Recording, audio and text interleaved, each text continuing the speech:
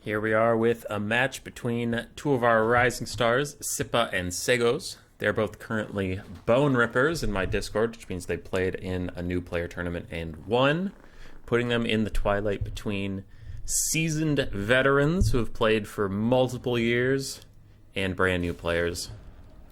But they are quite good. Skaven versus Grand Cathay. An interesting matchup. A lot of people have a lot of different feelings about it. I think it's Skaven favored. I really just like the Skaven setup into this matchup, since Cathay usually relies on a heavily statted, heavily armored frontline, and Skaven tend to kill you at range. I feel like they counter Cathay quite nicely, but a lot of good Cathay players say they have some nice, tricky builds into Skaven, and some other Skaven players say when they run into those builds, they don't have such a good time. So what do we have here? Ooh, a Yang Lord. That's new. Dragon-blooded Shugenin Lord of Yang with just Dragon's Breath. Then for our front line, we do have a bunch of Peasant Long Spearmen and Jade Warriors. A bunch of them arrayed very wide. Then we have triple Crane Gunners, 2 Jade Warrior Crossbows, a Grand Cannon, and then a mix of Jade Lancers and Peasant Horsemen in the back.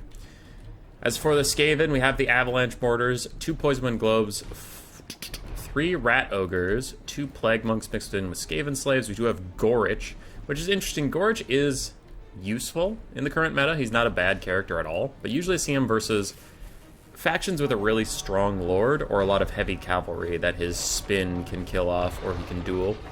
Then we have a Grace here with Dreaded 13th and Crack's Call, and then 1 Death Runner flanking around using those concealment bombs and their natural stealth to get behind the Cathay lines. While I've been talking, the Skaven advance has reached the Cathay front line, but the Crane Gunners have already taken out 1.5 of the weapons teams, the Avalanche Mortars being finished off by a cannon and the Dragon-blooded Shugi Lord.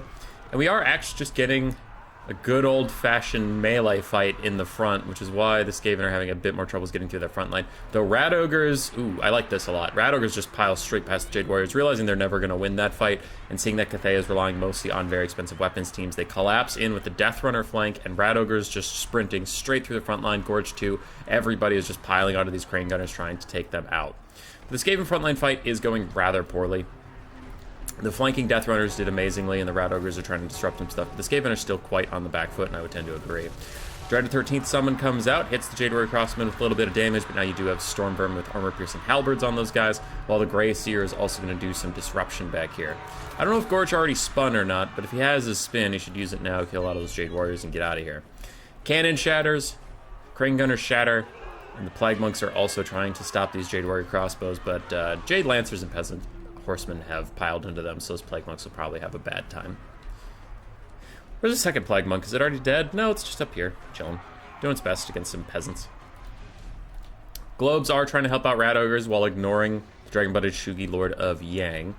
I think Ghorritch is really good at sniping her, but he has more important things to be doing, so I do think it is correct that the Skaven player is just sprinting Ghorritch into the back line rather than trying to defend his own, because the Skaven player realized very quickly they were getting outgunned and didn't see much point defending their ranged when it was just going to get shot to death. It's much more important to kill the vastly superior enemy ranged. So that was a correct play. Death Runner's really helping out in this backline. They have now killed another Crane Gunner that I imagine will shatter very soon as it takes ever-increasing amounts of damage. Cathay is down to 1 strong weapons team left. Though they're so close to melee combat, I have to imagine they'll be dying soon. Elsewhere, we have 2 Jade Warrior Crossbows still technically online. One of them is much healthier than the other, but they really haven't had time to just sit and fire. And the Jade Lancers and Peasant Horsemen abandoning that fight, which will be a problem. Because without the Horsemen here, the Rat Ogres and the Plague Monks will tear through those Jade Warriors and get onto the Crossbows once again. Dragon-blooded Shugi Lord has come back to try and aid her last living Crane Gunner, but I don't know there's a whole lot she can do. She does not want to land on Ghorritch, so as long as Ghorritch is going over there, she has nothing to do. She decides to try and snipe out the Grey Seer, who is going to throw down his second Dreaded 13th to kill off a lot of these units. Does pretty decent damage, and Ghorritch does come back. He pops his buffs to give himself almost 1,000 weapon strength to go fight the Dragon-blooded Shugi Lord, but this is a risk. Allows the Crane Gunners to get away, and now they could turn and fire on the Grey Seer, but you can see exactly why we wanted Ghorritch to fight that lady eventually. And if she lands anywhere near him, he can just pile drive her into the dirt. Absolutely slams her. And she is dead. Dead, dead, dead. Crossbows and crane gunners trying to line up a shot on the Gracier. They realize they can't keep running forever. He is faster than them, so they might as well get a little bit of damage out before they go. That Storm Vermin summon is fake, so let's really assess where we are. Skaven are in the lead. I do agree with the balance of power here. That actually might be a nasty Scorch. Okay, doesn't do as much damage as I would have thought to the crane gunners, but still pretty good. So we have a very healthy Death Runner. Half health, more than that, Ghorritch. A wounded Gracier, wounded Globes, but they're doing okay. And then some healthy-ish Plague Monks versus one healthy Jade Warrior Crossbow, 2 Cavalry who are struggling, and a Crane Gunner that is super dead. Yeah, I think this might be over. I don't see anything rank that I can do, especially after this Crane Gunner dies to these Death Runners. That'll probably be GG.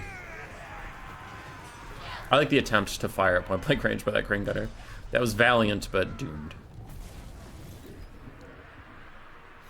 So there you go. That was a good representation of if you realize you are getting outgunned as Skaven, there's no reason to defend your backline. Just, you know, get rid of it and shut down the enemy front line. Backline. Stumbled over my words there. Rat Ogres did fine. They're kind of used as pseudo-cavalry units. The Death Runners did really well. Ghorritch did well.